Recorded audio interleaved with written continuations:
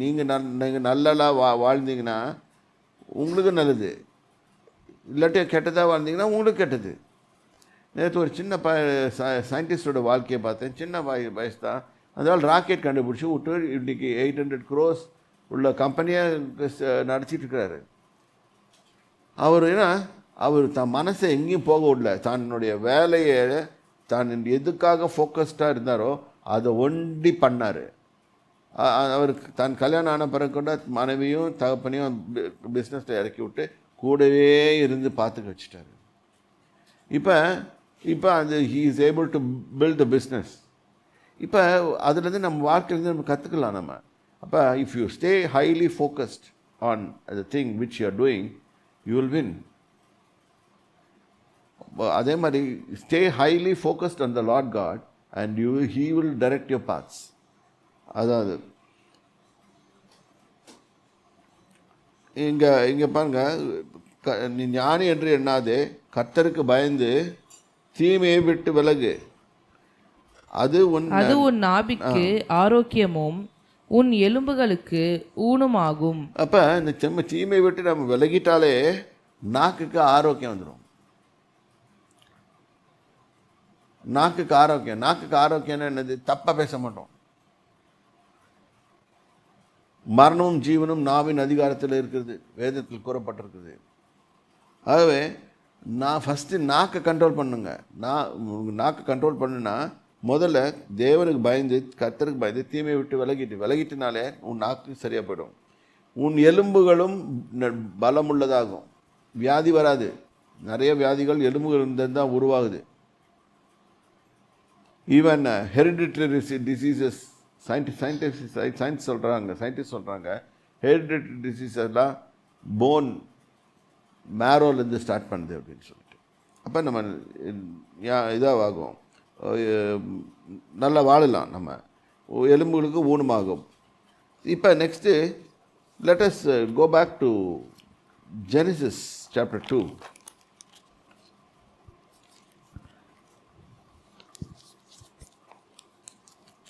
இப்போ ஏன் இதெல்லாம் படித்தோம்? ஏன் படித்தோம்னா, கர்த்தர் சில காரியங்களை நம்ம கையில் தான் கொடுத்துருக்காரு, டிசிஷன்ஸ். அதனால தான் சர்டன் பழமொழிகள் இருக்குது. Your decisions decides your wealth, your decision decides your future, your decision decides your everything. If you take a rightful decision, you are going to do it rightly, everything right.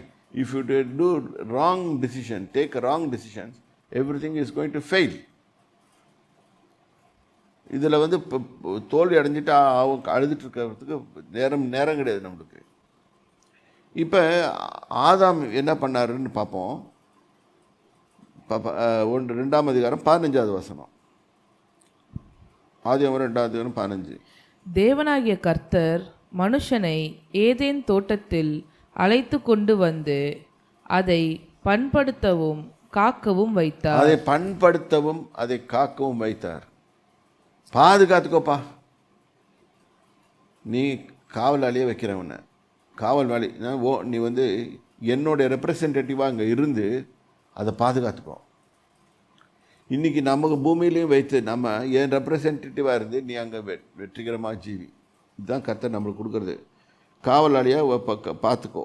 காவல்னா watchman நினச்சிக்காதீங்க. Watchman இல்லை, he controller of everything. He controls. So he can decide what can be done, what has not to be done. Everything God gave control. இது பாருங்கள், இது முதல்ல அவருக்கு இந்த Eden தோட்டத்தில் உருவாக்கிறதுக்கு முன்னால் நதிகளை கொண்டு போய் வைக்கிறாரு. ஏன்னா அவனுக்கு தண்ணிக்கு தாகம் எடுக்கும், அவனுக்கு தண்ணி குடிச்சிக்கலாம்.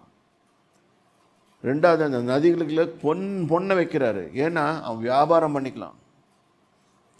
ஸோ எல்லாமே தேவை, அவர் மனுஷனுக்கு தேவையானதை கொண்டு போய் அங்கே வச்சுட்டு தான் ஆனால் நீ கண்டுபிடி. இப்போ I am leaving everything the choice to you Adam, you do it.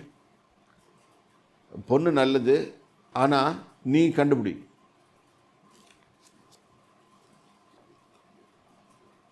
இப்போ வந்து சொல்கிறாரு, சொல்லிட்டு அது பண்படுத்தாமல் அது காக்கவும் வைத்தார். 18வது வசனம், 16வது வசனம்.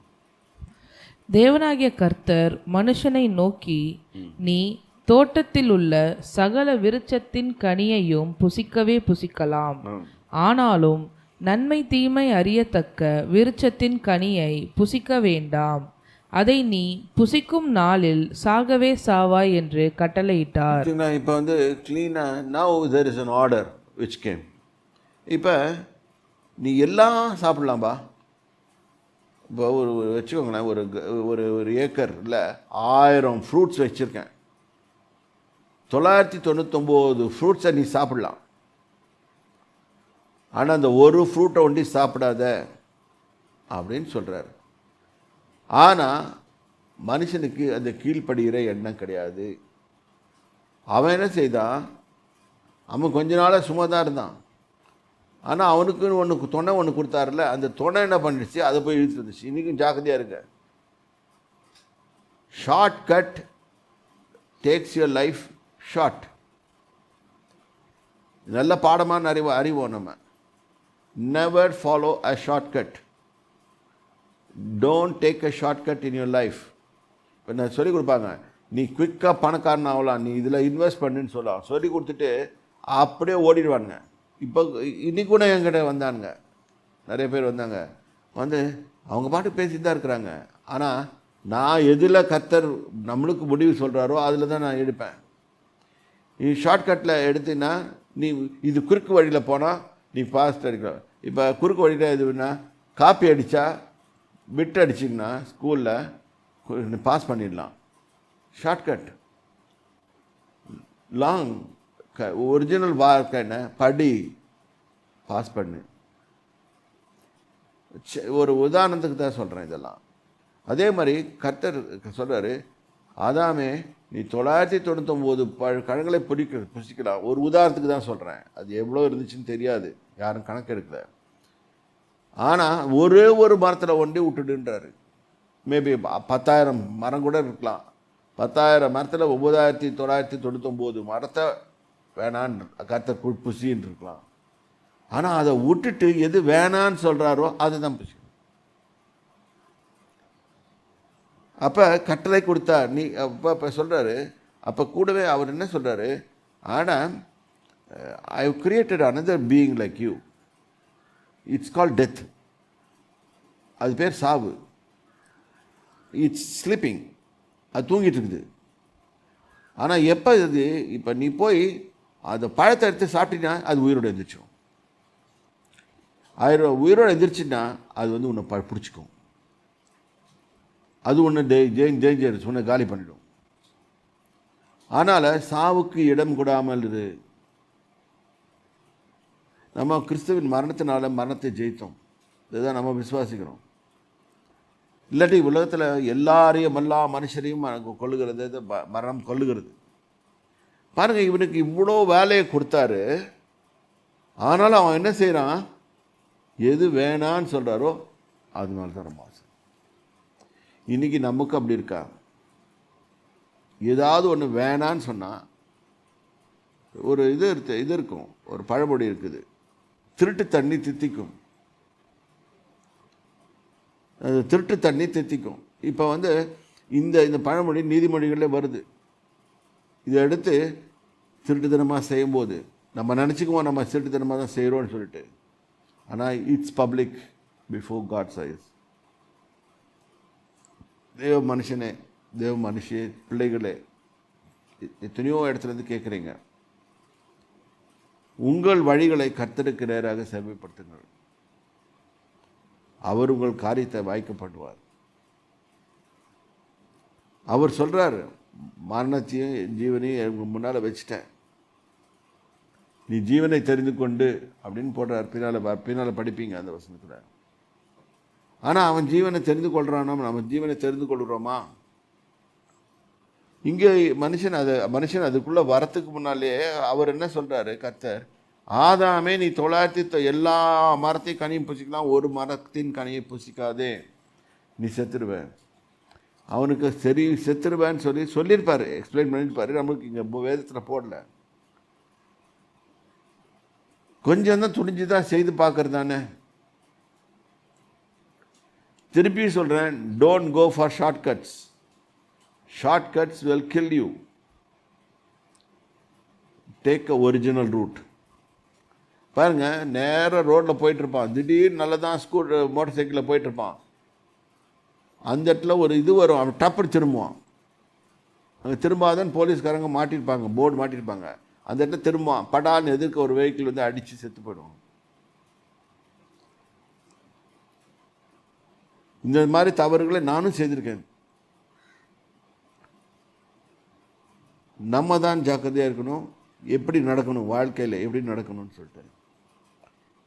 இந்த ஷார்ட்கட்டில் போகிறதுக்கு எத்தனையோ ஐடியாஸ், எத்தனையோ பேர் ஐடியா கொடுப்பாங்க. அந்த ஐடியாவை கேட்காதீங்க.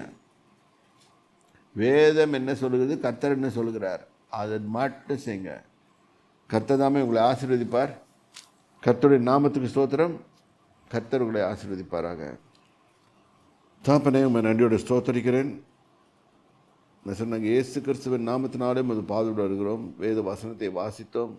கர்த்தாவே, நாங்கள் உமது வழிகளை பற்றி கொண்டு ஜீவிக்க என் தேவனாய் கர்த்தாவே உம்மை விட்டு விலகாமல் இருக்க, எங்கள் சொந்த புத்தியின் மேல் சாயாமல் இருக்க எங்கள் தேவனாய் கர்த்தர் எங்களுக்கு கிருபை செய்வீராக. நாங்கள் எப்பொழுதுமே எங்கள் கண்கள் எப்பவுமே எங்கள் தேவனாய் கர்த்தரை நோக்கி கொண்டிருக்க கிருபை தாரும், ஆசீர்வதியும், பலப்படுத்துங்க. இயேசு கிறிஸ்துவின் நாமத்தினாலே ஆமென்.